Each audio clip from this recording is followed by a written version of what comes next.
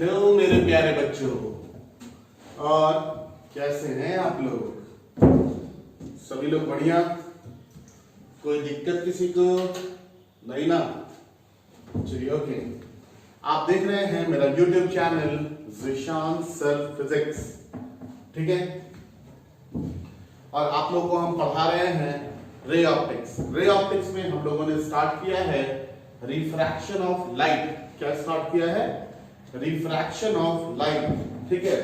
और आप लोगों को बोला है कि ये काफी इंपॉर्टेंट टॉपिक है, और आप लोगों को मैंने रिफ्रैक्शन में बहुत सारी चीजें पढ़ाई हैं अभी।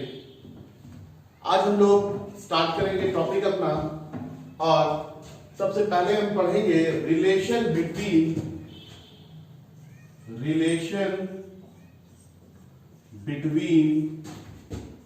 Real depth and apparent depth. Relation between real depth and apparent depth. ठीक है? क्या देखना है हम लोगों को? Relation between real depth and apparent depth. कोई दिक्कत किसी को? नहीं। चलिए ओके, आगे बढ़ते हैं लोग। सबसे पहले हम समझेंगे कि रियल डेप्थ क्या होता है और एपरेंट डेप्थ क्या होता है। आप लोग कभी कभी नहाते होंगे बाल्टी में पानी लेकर, हाँ या ना? हम देखते हैं जब बाल्टी में पानी भरा होता है तो जो बेस होता है हमारे बाल्टी का वो थोड़ा ऊपर नजर आता है, हाँ या ना? ठीक है, वो थोड़ा ऊपर नजर आता है, जिस चीज को हम बोलते हैं एपरेंट डेप्थ। ठीक है, क्या बोलते हैं उसको हम लोग? Apparent depth. और सही में बाल्टी की जो डेप्थ होती है वो क्या कहलाती है? रियल डेप्थ कहलाती है। बाल्टी का सही में जो डेप्थ होता है उस डेप्थ को हम क्या बोलते हैं? Real depth. ठीक है, और जितने हाइट पे हमको लगता है क्या क्या बोलते हैं उसको हम बोलते हैं एपरेंट डेप्थ। ठीक है, कभी हम लोग नहा रहे अचानक से क्या हुआ, साबुन उछला और सीधे जाकर के बाल्टी में अंदर गिर जाता है, हाँ या ना? कभी कभी आप लोग नहाते हो तो ऐसा होता होगा, ठीक है? आप लोग कभी कभी नहाते हैं, इसका टेंशन नहीं लीजिए। तो क्या हुआ, हमको लगा कि बाल्टी जो है इसमें थोड़ा साबुन ऊपर है, तो हमको लगा कि मेरा हाथ बाल्टी के अंदर इतना जाएगा तो क्या होगा, वो साबुन निकल जाएगा। बट रियलिटी में हमारा हाथ कुछ ज्यादा ही अंदर जाता है, तभी क्या होता है, साबुन को हम लोग निकाल सकते हैं। ठीक है, तो जो उसकी सही में गहराई है, जो रियल डेप्थ गहराई है, उसको हम रियल डेप्थ बोलते हैं, और जितने पे हमको नजर आ रहा है उसे हम एपरेंट डेप्थ बोलते हैं। तो सर आखिर ऐसा होता क्यों है? ऐसा होने के पीछे रीजन है, क्या रीजन है? ऐसा होने के पीछे रीजन है रिफ्रैक्शन ऑफ लाइट का। किस चीज का? Refraction of light. आइए समझने की कोशिश करते हैं कि रियलिटी में वहां पे होता क्या है।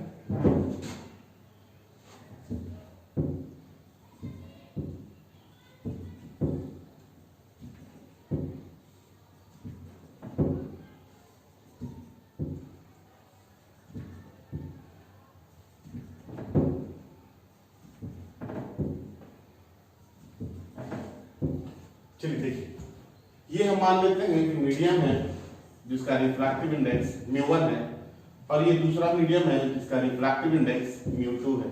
ठीक है, इस मीडियम में हम लोगों ने यहाँ पे एक ऑब्जेक्ट रखा हुआ है। क्या रखा हुआ है?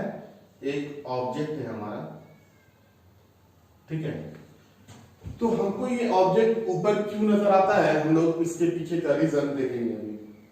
ठीक है, चलिए, आपको पता है इमेज बनने के लिए कितना रे चाहिए?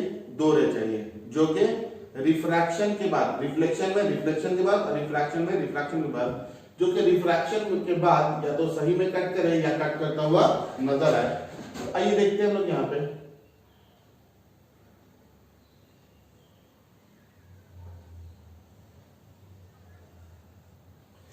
एक रे ऑफ लाइट जो हम लोगों ने बिल्कुल परपेंडिकुलर टू द सरफेस लिया है, ये हमको पता है कि अगर कोई भी रे ऑफ लाइट जो परपेंडिकुलर टू द सरफेस होगा वो बिना डेविएशन के पार हो जाता है, सीधा सीधा निकल लेता है, हाँ या ना?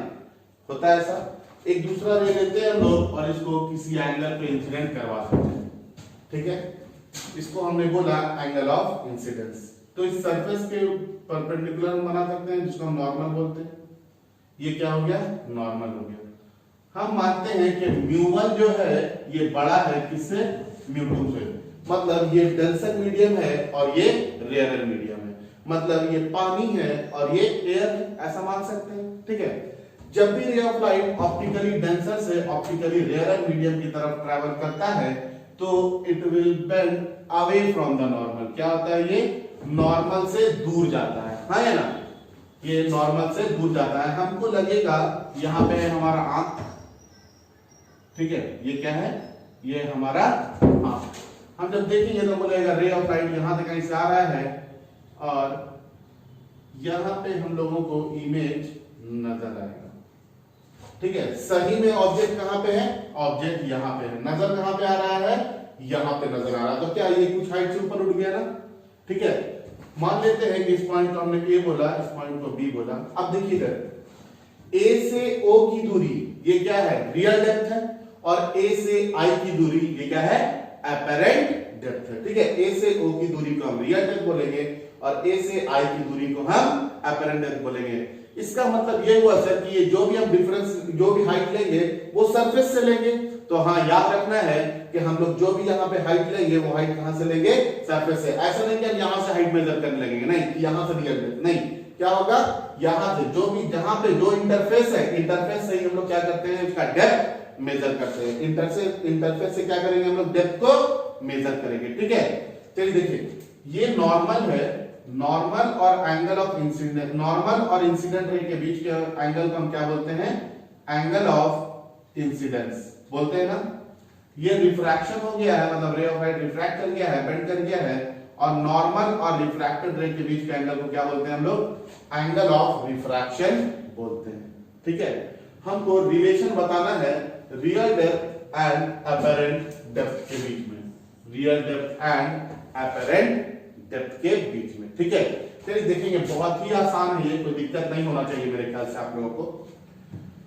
यहां पे अगर आपसे पूछे कि बताइए आई एंड आर क्या है ये, तो आप क्या बोलेंगे, sir angle of incidence, angle of incidence and angle of refraction, angle of incidence and angle of refraction. ठीक है, अगर हम आपसे पूछे कि AO क्या है तो आप क्या बोलेंगे, सर ये तो रियल डेप्थ है। AO क्या है तो आप क्या बोलेंगे, सर ये रियल डेप्थ है। ठीक है ना। इसी तरह से अगर हम आपसे पूछे कि बताइए AI क्या है, A से I के बीच की दूरी, तो आप क्या बोलेंगे, सर ये तो एपेरेंट डेप्थ है, एपेरेंट डेप्थ मतलब जो हम लोग को दिख रहा है, हाँ है ना। कोई दिक्कत है यहाँ पे, μ1 ये क्या है, ये है refractive index of medium 1, refractive index of medium 1। ठीक है, उसी तरह से μ2 क्या है, रिफ्रैक्टिव इंडेक्स ऑफ मीडियम 2। कोई दिक्कत तो नहीं आता। हम लोग जानते हैं, we know that from Snell's law, from Snell's law, Snell's का लॉ आप लोगों को मैंने पढ़ाया है, और स्नेल्स का लॉ क्या बोलता है हम लोगों को, स्नेल्स लॉ बोलता है कि sin I by sin R this is equal to μ2 by μ1। sin I by sin R कितना होता है, μ2 by μ1 के बराबर होता है। ठीक है, कोई दिक्कत तो नहीं है। ओके, चलिए आगे बढ़ा जाए। ठीक है ना,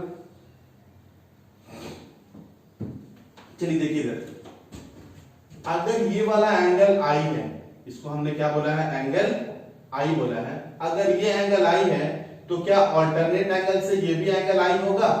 आप लोगों को कल ही बताया था मैंने कि ये पैरेलल लाइंस लिए हम लोग, तो पैरेलल लाइंस को जो लाइन कट करता है तो ये और ये एंगल ऑल्टरनेट एंगल से क्या होते हैं, ऑलवेज इक्वल होते हैं। मतलब अगर ये I है तो ये भी क्या होगा, I होगा। जस्ट इसी तरह से हम लोग इधर आते हैं, ये R है तो वर्टिकली ऑपोजिट से ये वाला भी R होगा, होगा क्या, ये R है तो वर्टिकली ऑपोजिट से ये वाला जो है ये भी एंगल कितना होगा, R होगा। और अगर ये R होगा तो ऑल्टरनेट एंगल से ये भी R होगा, या नहीं तो फिर करस्पॉन्डिंग एंगल से ये R है तो ये भी कितना होगा, R होगा। समझ में आ रहा बात, करस्पॉन्डिंग एंगल से अगर ये R है तो ये भी कितना होगा, R होगा। ठीक है, आइए हम लोग यहां पे देखते हैं, from triangle AOB, from triangle OAB ये तो 90 डिग्री है ना सरफेस के। हाँ, तो from triangle O A B अगर हम आपसे पूछ दे कि बताइए बाबू साइन आई कितना होगा, तो आप क्या बोलेंगे? सर साइन है मतलब परपेंडिकुलर बाय हाइपोटेन्यूज, यही ना बोलते हैं हम लोग। परपेंडिकुलर कितना है? परपेंडिकुलर AO बाय हाइपोटेन्यूज कितना है? BO।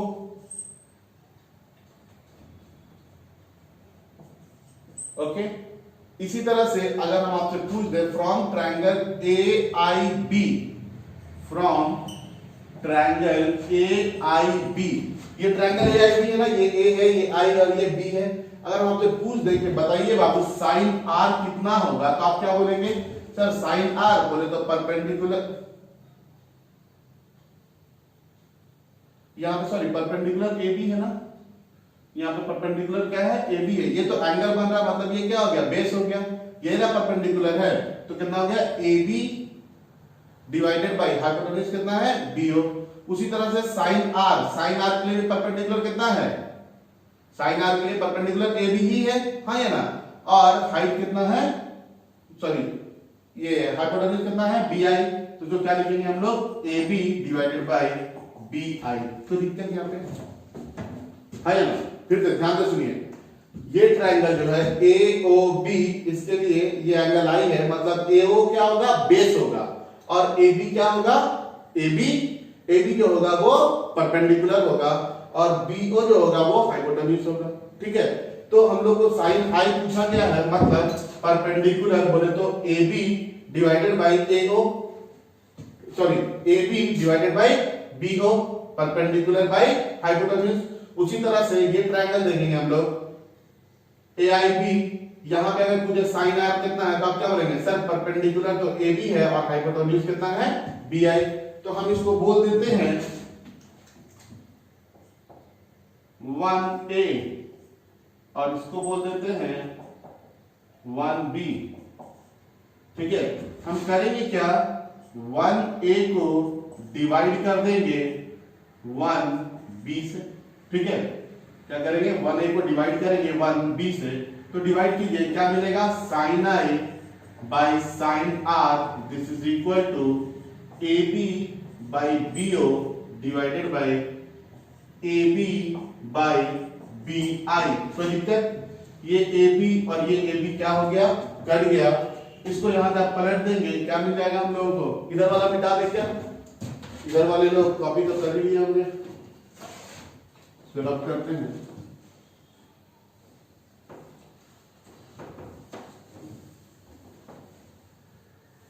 चलिए देखिए, तो हम यहां पे लिख सकते हैं therefore sine I by sine R is equal to BI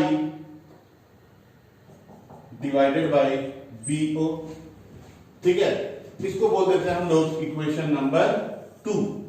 ये 1 है और ये 2 है, तो फ्रॉम 1 and 2, फ्रॉम 1 and 2, देखिए यहां पे भी sine I by sine R है, यहां पे भी sine I by sine R है, तो वो बोल सकते हैं कि अगर दोनों बराबर है तो BI by BO is equal to μ2 divided by μ1। कोई दिक्कत तो नहीं यहां पे? ठीक है, BI by BO is equal to μ2 by μ1। Okay, वाह, समझ में आ रहा है? अगर ऐसा होता, if point B is very close to A, मतलब A जो है ये लगभग B के बराबर हो जाता, या B जो है ये लगभग A के बराबर। ये जो पॉइंट B है ये A के बहुत नजदीक आ जाता। पॉइंट B जो है ये क्या होता? A के बहुत नजदीक चला आता। अगर ये पॉइंट B A के बहुत नजदीक आता तो क्या होता? मान लेते हैं यहाँ पे पॉइंट B होता, ठीक है ना, तो A से O और B से O दोनों की दूरी ऑलमोस्ट बराबर होती, या फिर A से I और B से I ये दोनों की दूरी क्या होती? ऑलमोस्ट बराबर होती कि नहीं होती? ठीक है, अगर पॉइंट B बहुत नजदीक होता भी है, ठीक है, पॉइंट B बहुत नजदीक होता है किसके? पॉइंट A के, तो A से I की दूरी लीजिए या B से I की दूरी लीजिए, दोनों दूरी इक्वल होती। A से O की दूरी लीजिए या फिर यहाँ पे B है, B से O की दूरी लीजिए, क्या हो जाता? ये दोनों इक्वल हो जाता। तो हम बोल देते हैं यहाँ पे कि BI जो है ये आई के AI के बराबर हो जाता और BO जो है ये किसके बराबर हो जाता, AO के। तो हम यहाँ पे वैल्यू पुट कर देते हैं AI divided by AO, this is equal to μ2 by μ1 is equal to कितना, μ2 बाय μ1।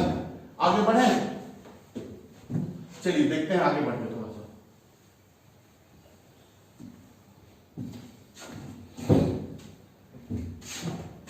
ठीक है, AI को हम लोगों ने क्या बोला है, real depth, sorry apparent depth. AI को क्या बोला है, अपरेंट डेप्थ। तो ये क्या हो जाएगा, apparent depth divided by AO को क्या बोला है हम लोगों ने, AO को हम लोगों ने बोला है real depth is equal to कितना, μ2 बाय μ1। या फिर इसको पलट देते हैं, पलट देंगे तो क्या हो जाएगा, real depth divided by apparent depth is equal to μ1 by μ2। यही होगा, हाँ या ना। मान लेते हैं कि इफ, इसको तो अगर अपना बॉक्स में डाल दीजिए, इफ ये जो मीडियम है इसका रिफ्रैक्टिव इंडेक्स म्यू है, मतलब μ1 किसके बराबर है, म्यू के। इस मीडियम का रिफ्रैक्टिव इंडेक्स कितना है, म्यू है। और सेकंड मीडियम जो है वो एयर है। सेकंड मीडियम क्या है, एयर है। और एयर का रिफ्रैक्टिव इंडेक्स कितना होता है, 1 होता है, ठीक है ना। सेकंड मीडियम एयर है और एयर का रिफ्रैक्टिव इंडेक्स कितना होता है, 1 होता है। तो हम क्या लिख सकेंगे, हम लिख सकेंगे कि रियल डेप्थ बाय अपरेंट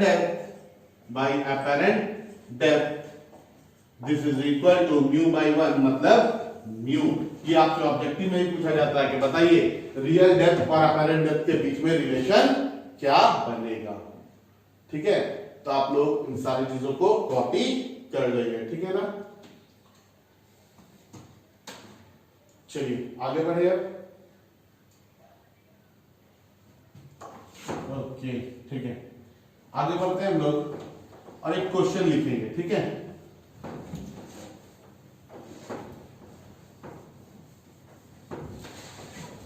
समझ में आ रहा है ना बात लोगों को? अगर कोई दिक्कत होगी तो प्लीज आप लोग मुझे कांटेक्ट करेंगे।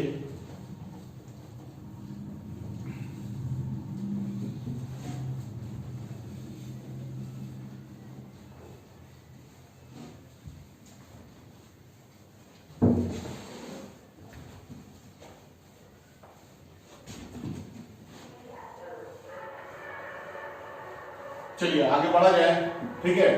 आगे बढ़ते हैं हम लोग और आगे बढ़ेंगे और एक क्वेश्चन लिखेंगे, ठीक है। एक क्वेश्चन है कि there is a scratch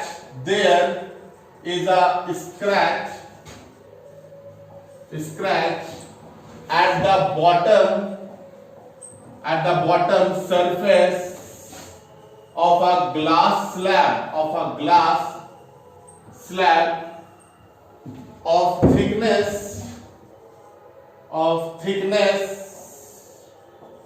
thickness 6 centimeter. There is a scratch at the bottom surface of a glass slab of thickness 6 centimeter.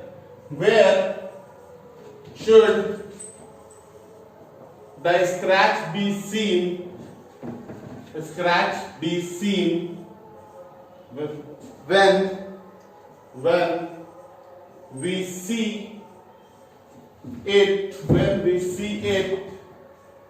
When we see it from height 10 centimeter from top surface of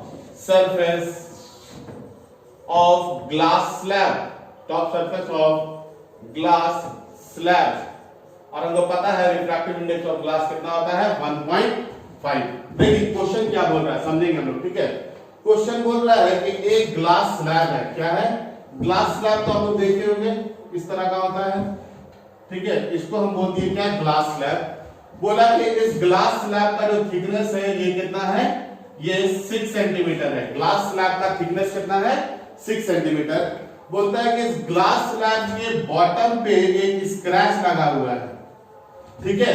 बोला कि हम इस glass slab से 10 centimetre height से देखेंगे तो बताइए आपको ये ग्लास स्लैब कितनी दूरी पे नजर आएगा, ठीक है। तो सबसे पहले ये वाला 10 सेंटीमीटर में कोई चेंज होगा क्या? नहीं होगा। हाँ, लेकिन ये ग्लास स्लैब है तो ग्लास का रिफ्रैक्टिव इंडेक्स होता है 1.5, मतलब ये एयर ये मीडियम, और हम यहीं से कहीं से देखेंगे, हाँ या ना, एयर ही में ना देखते हैं हम लोग, ठीक है। तो अगर स्क्रैच है यहाँ पे और हम देख रहे हैं, ठीक है ना, क्या होगा अगर यहाँ पे स्क्रैच है और हम लोग अगर देख रहे हैं तो इस रिफ्रैक्शन की वजह से ये थोड़ा ऊपर नजर आएगा। अभी आप लोगों को बताया real depth and upper depth का केस, हाँ या ना। तो अगर हम यहाँ पे देखें तो रियल डेप्थ कितना दे दिया है आपको? रियल डेप्थ आपको दे दिया है 6 सेंटीमीटर, हाँ या ना। अभी बोले हैं कि जो भी मीडियम होगा उसके टॉप सरफेस मतलब इंटरफेस से लेंगे, है ना, टॉप सरफेस से हम लोग डेप्थ लेते हैं, तो रियल डेप्थ कितना हो गया? 6 सेंटीमीटर। इसके बाद रिफ्रैक्टिव इंडेक्स कितना है? 1.5। अब देखिए रिफ्रैक्शन के वजह से ये स्क्रैच यहाँ पे कहीं पे आएगा नजर, और अगर यहाँ पे कहीं पे नजर आएगा तो इस डेप्थ को क्या बोलते हैं हम लोग? इस डेप्थ को हम लोग बोलते हैं अपरेंट डेप्थ। तो यहाँ पे अगर हम अपरेंट डेप्थ निकाल ले तो क्या कितनी दूरी पे नजर आएगा? निकाल सकते हैं। हाँ, अपरेंट डेप्थ अगर हम निकाल लेंगे और +10 कर देंगे तो उतनी हाइट पे नजर आएगा ये, ठीक है। तो हमको पता है कि real depth by apparent depth ये कितना होता है? म्यू होता है। Real depth is 6, apparent depth is AD, लिखते हैं इसको हम भी, और ये कितना है? 1.5। तो अपरेंट डेप्थ कितना हो जाएगा? अपरेंट डेप्थ हो जाएगा 6 डिवाइडेड बाय 1.5, मतलब 4 सेंटीमीटर। तो हम लोग क्या बोलेंगे? Hence glass slab will be seen at distance of 10 plus 4 बोले तो 14, सॉरी ग्लास में scratch, hence scratch will be seen at a distance of कितना? ये तो रियल डेप्थ और अपरेंट डेप्थ निकाल लिए, मतलब ये हाइट मिल गया हमको स्क्रैच का, कितना दूर पे दिखेगा। अब +10 सेंटीमीटर ऊपर से देख रहे हैं तो hence scratch will be seen at distance of कितना? 10 plus 4 बोले तो 14 सेंटीमीटर। कोई दिक्कत है किसी को? नहीं ना। चलिए, स्क्रैच हमसे पूछा गया, हमने स्क्रैच के बारे में बता दिया, तो इस चीज को आप लोग कॉपी कर लेंगे। ओके, वाह, कोई दिक्कत होगा तो बोलना है।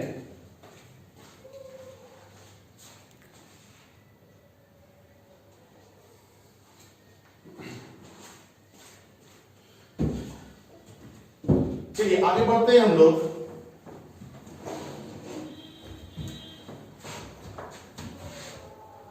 और अब हम लोग देखेंगे वर्टिकल शिफ्ट के बारे में। किसके बारे में देखेंगे हम लोग? Vertical shift. कि वर्टिकल शिफ्ट क्या होता है, ठीक है ना। हम लोग से पूछा जाता है कभी कभी कि वर्टिकल शिफ्ट बताइए, ठीक है। तो लिखेंगे हेडिंग में वर्टिकल शिफ्ट, ठीक है। चलिए ओके, बढ़ा जाए आगे। ये बिल्कुल जैसा पिछले बार डायग्राम बनाए थे सेम डायग्राम बनाएंगे हम लोग।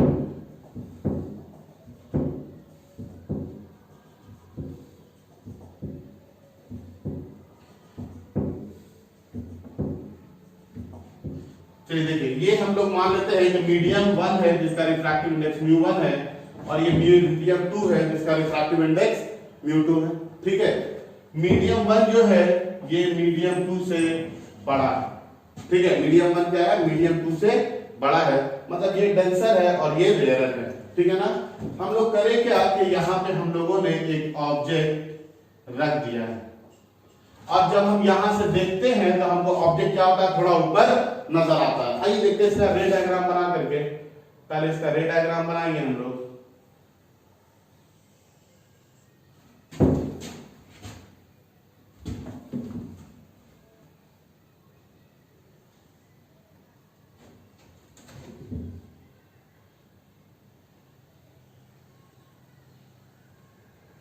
एक रे ऑफ लाइट जो कि perpendicular to the surface incident हुआ, ये बिना डेविएशन के क्या होगा? सीधा सीधा चला जाएगा।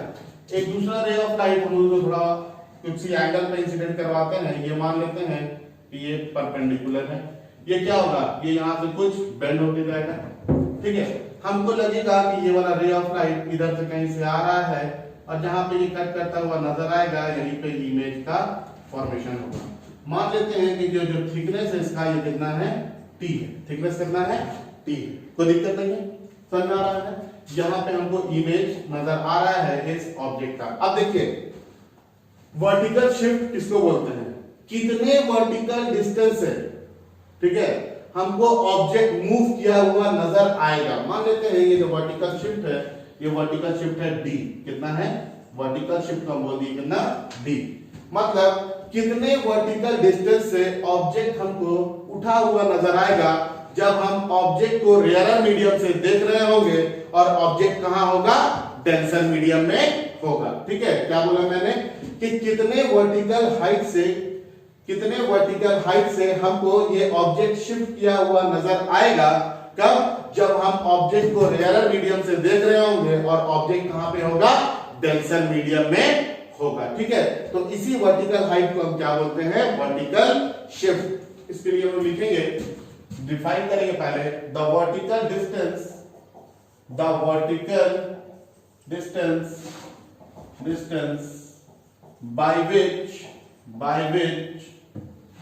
by which object seems to be shifted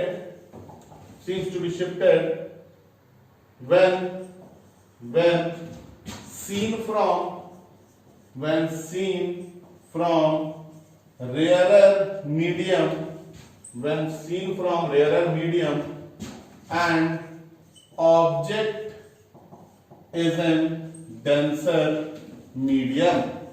ठीक है, the vertical distance by which object seems to be shifted when seen from rarer medium and object is in denser medium. ठीक है, तो आइए देखते हैं, इसको ए बोल देते हैं, AO क्या है, AO is real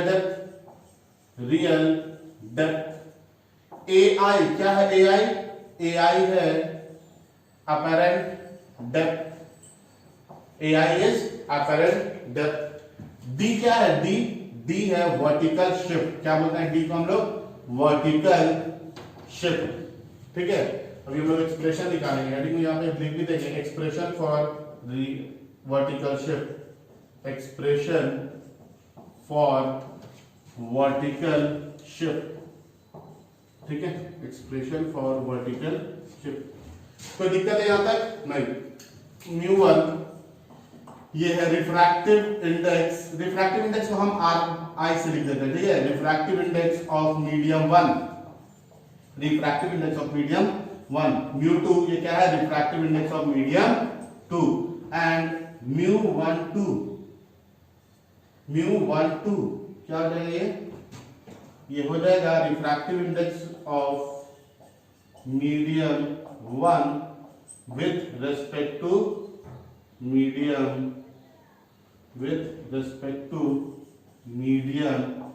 2, refractive index of medium 1 with respect to medium 2।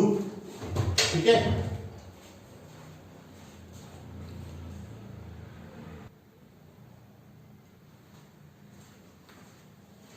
चलिए आगे बढ़ते हैं। हम लोग जानते हैं, वी नो दैट, अगर आपसे पूछे कि बताइए ये वर्टिकल शिफ्ट मतलब IO की दूरी कितनी होगी, तो आप क्या बोलेंगे, सर AO माइनस AI कर दीजिए तो IO मिल जाएगा। A से O real depth minus apparent depth करेंगे तो वर्टिकल शिफ्ट मिलेगा, हाँ या ना। तो AO माइनस AI ये अपने को क्या दे देगा, AO माइनस AI ये हमको क्या दे देगा, वर्टिकल शिफ्ट। आइए देखते हैं इधर, मान लेते हैं कि वर्टिकल शिफ्ट को हमने D से लिखा है, दिस इज इक्वल टू, देखिए यहाँ पे AO को हम कॉमन ले लेते हैं। ठीक है, AO को क्या करते हैं, मतलब रियल डेप्थ को कॉमन ले लेते हैं। AO को कॉमन लेंगे तो क्या होगा, अंदर में 1 यहाँ पे माइनस AI बाई AO होगा ना ये।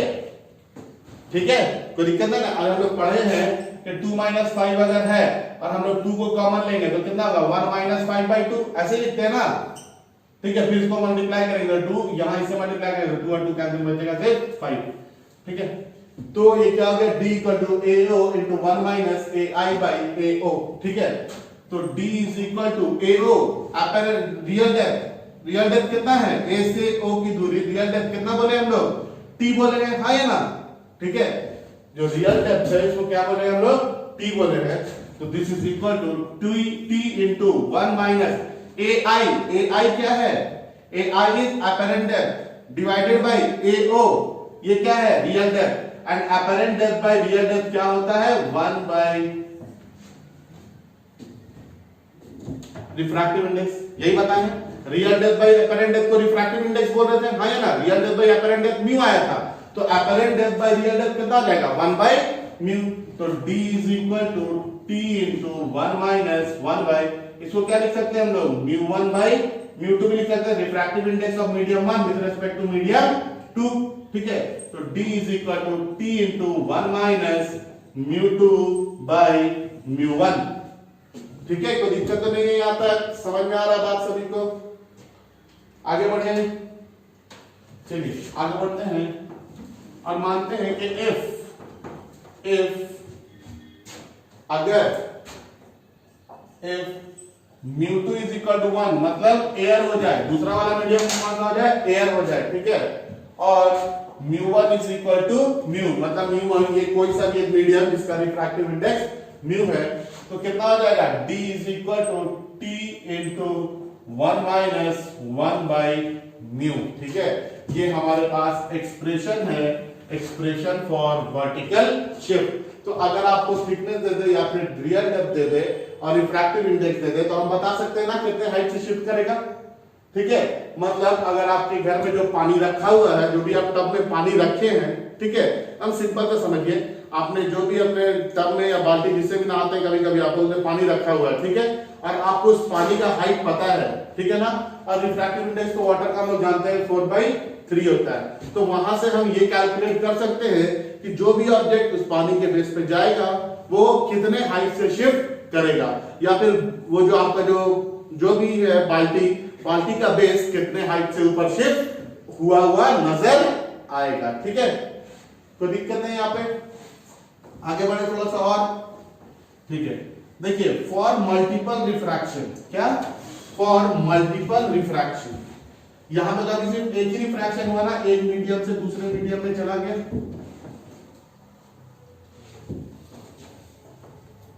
इसको मिटा देते हैं। फॉर मल्टीपल रिफ्रैक्शन, यहां पे देखेंगे हम लोग, फॉर मल्टीपल रिफ्रैक्शन। ठीक है, अगर मल्टीपल रिफ्रैक्शन होता, मतलब क्या हुआ सर मल्टीपल रिफ्रैक्शन के? मल्टीपल रिफ्रैक्शन का मतलब ये हुआ, मान लीजिए यहां पे कोई मीडियम है, इसका थिकनेस T1 है, यहां पे कोई मीडियम है, इसका थिकनेस T2 है, ठीक है, यहां पे कोई मीडियम है, इसका थिकनेस T3 है, यहां पे कोई मीडियम है, इसका थिकनेस T4 है, इसका रिफ्रैक्टिव इंडेक्स μ1, इसका μ2, इसका μ3, इसका μ4। ठीक है, तो अब देखिए मल्टीपल रिफ्रैक्शन का मतलब कितने मीडियम से होता हुआ लाइट पास करे, मतलब कड़वा तेल, केरोसिन तेल, नारियल तेल, पानी, हवा सब रख दिए हम लोग। ठीक है ना, कोई दिक्कत तो नहीं है, यहां से हम देख रहे हैं हम। ठीक है, तो अब यहां पे अगर कोई ऑब्जेक्ट है तो ये किस हाइट पे नजर आएगा। ठीक है, तो बहुत आसान होता है मल्टीपल रिफ्रैक्शन का केस। आप सिर्फ लिखेंगे क्या? आप सिर्फ लिखेंगे कि d इज इक्वल टू, ये कितना है? T1 है ना, तो T1 into 1/1 minus μ1 plus T2 into 1/1 minus μ2 plus T3 into 1/1 minus μ3 and so on. इसी तरह से जितना मीडियम रहेगा सबको आप ऐड कर दीजिएगा, एक इस मीडियम को वैसे, इस मीडियम को वैसे, इस मीडियम को वैसे, इस मीडियम को वैसे, और उस सभी को हम क्या करेंगे? ऐड कर देंगे, तो हमको क्या मिलेगा? फॉर मल्टीपल रिफ्रैक्शन हमको वर्टिकल शिफ्ट मिलेगा। ठीक है, इतना दूर बात समझ में आया बच्चों? कोई दिक्कत नहीं ना? नहीं, ओके। तो आप लोग प्लीज इस चीज को बनाएंगे और जब पढ़ेंगे एकदम बहुत ही अच्छा से इत्मीनान से, क्योंकि 2 नंबर में क्वेश्चंस आ सकते हैं, कभी कभी 3 नंबर में आते हैं, तो हम चाहते हैं कि आप लोग से ये सब क्वेश्चन जो है, ये आसान क्वेश्चन ये सब मिस ना हो। ठीक है ना, और प्लीज पढ़ाई पे ध्यान दें, घर के हैं तो प्लीज पढ़ें, और इससे ज्यादा अभी हम कुछ नहीं बोलेंगे। मेरे ख्याल से आप लोग का ऐप भी ठीक ठाक चल रहा होगा, ठीक है, तो ऐप के थ्रू भी आप लोग पढ़ाई कर रहे हैं, और प्लीज आप लोग थोड़ा सा हम लोगों का सपोर्ट कीजिए कि आप लोगों को जो पढ़ा रहे हैं आप लोग एकदम अप टू डेट रहिए, क्योंकि हम पढ़ाते जाएंगे, आप नहीं पढ़ेंगे, लास्ट में आप पीछे हो जाएंगे, ठीक है। और आप लोग देख रहे हैं कि बिल्कुल रेगुलर क्लास चल रहा है आप लोगों का। Okay then, thank you, that's all for today.